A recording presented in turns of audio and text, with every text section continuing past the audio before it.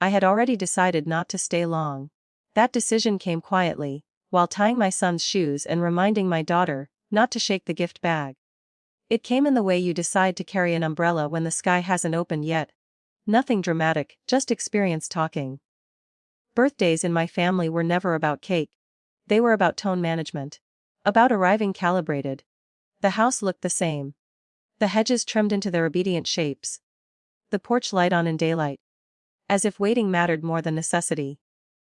I knocked because that was the ritual, even though I had the key once.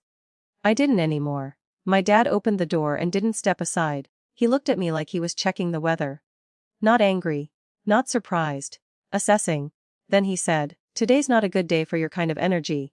It wasn't loud. That was the point. It landed like a policy reminder, not an insult.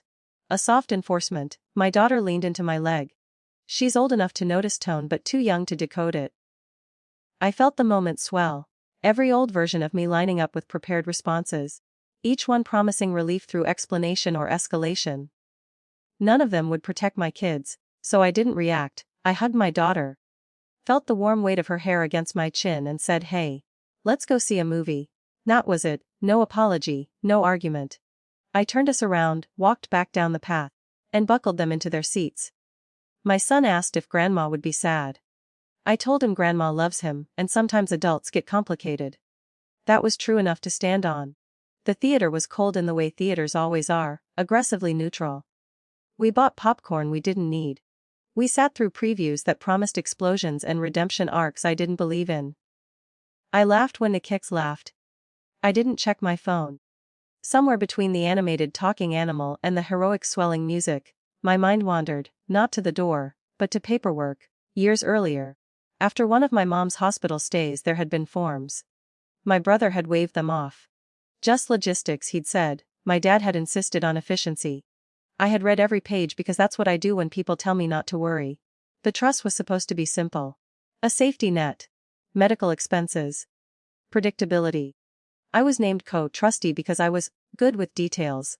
Which meant I asked questions that made people tired. Over time, that tiredness hardened into irritation. I learned when to be quiet. In the last year, the account stopped feeling like protection and started feeling like leverage. Disbursements delayed until compliance appeared. Conversations that ended with reminders of generosity. A subtle rewriting of care as control. So 3 weeks before the birthday, on a Tuesday morning that looked like any other, I made a call. Not an angry call. A precise one. I asked about clauses, about fiduciary responsibility, about the line between convenience and misuse. The woman on the phone didn't know my family history, which helped. She spoke in terms that didn't bend. 2 signatures were required for certain actions. 1 for others.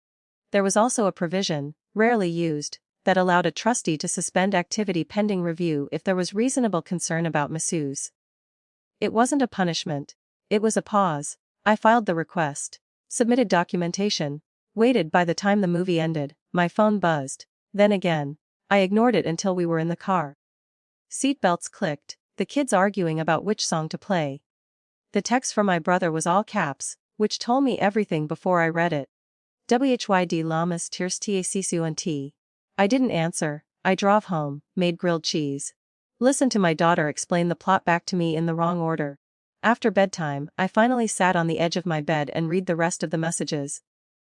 Accusations. Panic. A sudden interest in process where there had been none. My dad didn't text. The next day, there was a voicemail from a number I didn't recognize. Calm. Professional. A bank officer confirming receipt of my request. Outlining next steps. A compliance review would take place. Funds weren't gone. They were simply unavailable until clarity was established. Authority has a sound when it arrives. It doesn't raise its voice. It removes options. By the weekend, my brother wanted to talk. He used words like misunderstanding. He asked why I hadn't said anything. I thought of the door. Of energy. Of how often silence had been mistaken for agreement. I didn't cancel anything. I said. I paused it. That's within my role. You didn't have to do it like this. I did. I said, and meant it without heat. My mom called later. Her voice was careful, like she was stepping onto ice. She asked if I was upset. I told her I wasn't. I told her I wanted her protected.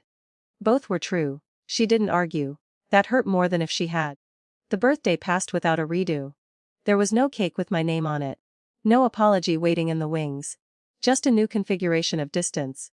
At school pickup the following week, my daughter ran toward me with a drawing. It was a house with a crooked roof and stick figures holding hands outside, not inside. She said it was us. She didn't mention the door. Power didn't swing back with applause. It settled, quiet, undeniable, not because anyone was punished, but because the rules changed shape around reality instead of feelings. I still don't know if my dad thinks about that moment on the porch.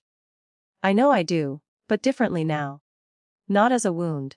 As a marker. The day I chose not to manage someone else's comfort at the expense of my children's calm. Peace, I've learned, doesn't announce itself. It just